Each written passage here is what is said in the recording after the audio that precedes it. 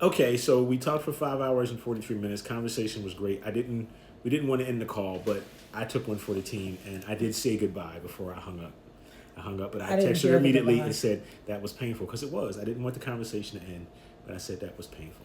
And I was like, oh my gosh, that is like the most beautiful thing I've ever heard in my life.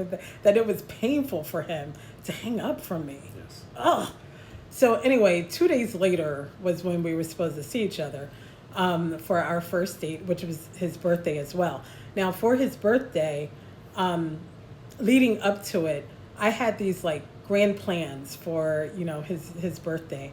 He had told me a story about how his mother one year when he was little forgot about his birthday. I wasn't little. I was a teenager. Okay, he was a teenager, and his mother forgot about his birthday, and like he didn't present it like he was still hurt about it, Nah. but I was just like, It was funny. man, She for some reason she believed my birthday was in April when it's in February. Now none of my siblings have birthdays in April either, but somehow she got convinced that it was April she was just 21st. she was just going through something at that moment, I don't and know. forgot about his birthday. Argued me down too. Told her today's my birthday. No, it ain't. Like okay. So I had also, again, you got to know the Lord, right? So I discerned that throughout all of our conversations that like Brian is not the kind of man who invites attention. Nope. Like he would much rather Nope. celebrate you than you like shower him with attention. He's just like that. And like I really didn't feel like he had ever had like a time when someone made a really huge deal about his birthday. I grew up with a father who made me feel like my birthday was a national holiday. Actually, my birthday is a national holiday. My birthday is April Fool's Day. No jokes, please. But anyway, he always like made a big deal about my birthday. It's not like I had grand birthday parties or anything like that, but it was an important day. I wanted Brian to have a similar kind of experience. So I made all these plans and I wanted him to not have any worries, right? So I said, I have these things I would like to do for your birthday and I would like to pay for it. Like it's my treat or something like that. Do you remember exactly what I said? I don't remember the exact words, Yeah. but you made it clear that you were going to take care of everything. Right. And now you know how society is. The first day the man's got to pay. If he don't pay, he a punk, and like all this other stuff. And I was like, I know that's what society says, but I would really love to do this for you. And here's the thing: we don't have to meet on your birthday. We can meet the very next day if you like. But he was a little bit thirsty, so he wanted to meet a sister.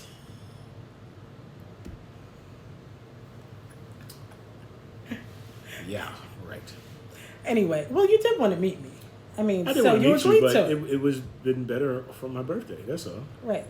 So you agreed to it for me to I pay agreed. for Yeah, it. I agreed to Yeah, it. But I was prepared to pay myself. right. He For wasn't everything. so he wasn't happy about So it. He was just happy to meet me, right? And that was the deal. That if we were going to do it on his birthday, I was going to pay. Um, so that day, his birthday, I was really nervous, guys. And I don't really get all nervous like that about stuff, but I was nervous about him showing up to pick me up.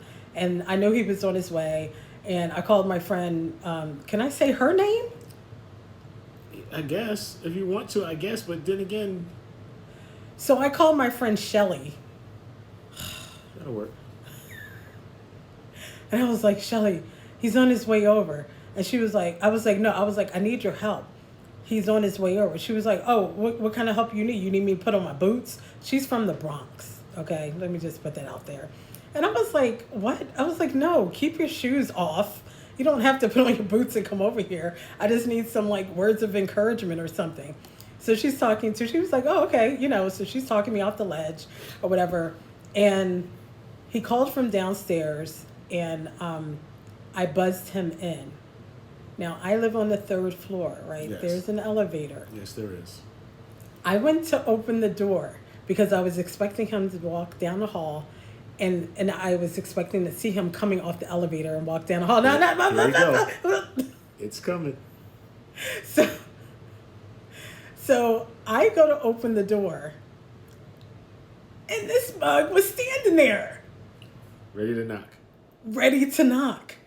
And we scared each other. We were like, and I'm like, how in the world did you get here so fast? I think he ran up the steps. Now, No. I need to interject here. He ran up the steps. I need to interject here because He ran up the steps. at that time, Okay. I was pushing 300 pounds. Yeah, he was I wasn't big. running up no stairs, okay? No stairs. I would have been winded. Even though he was pushing 300 pounds Winded. at the time, he was very active. Like, he could get around. I would climb the stairs because I had previously had congestive heart failure. So one of the ways that I could gauge my heart health is by climbing stairs to see how well I recovered after I finished this whatever stairway I was climbing. So I took the stairs. It's only 2 floors.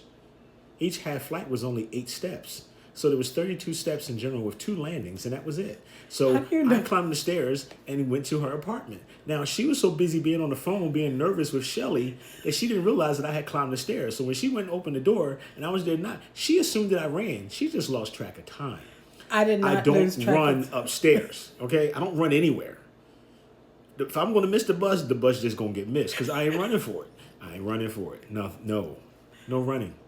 You know why? Because I'm clumsy and I will trip and I will fall and I will hurt things and it takes a long time to heal when you get old. No running. Anyway, he ran up the steps. No. I opened the door. He was standing there.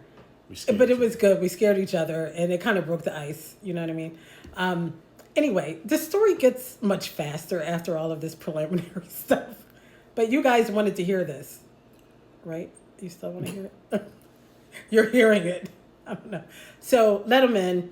We had agreed that I had asked them, how are we supposed to greet one another? Because by this point, we had talked and talked and talked. And written each other like these love notes. Would you call them love I notes? don't know.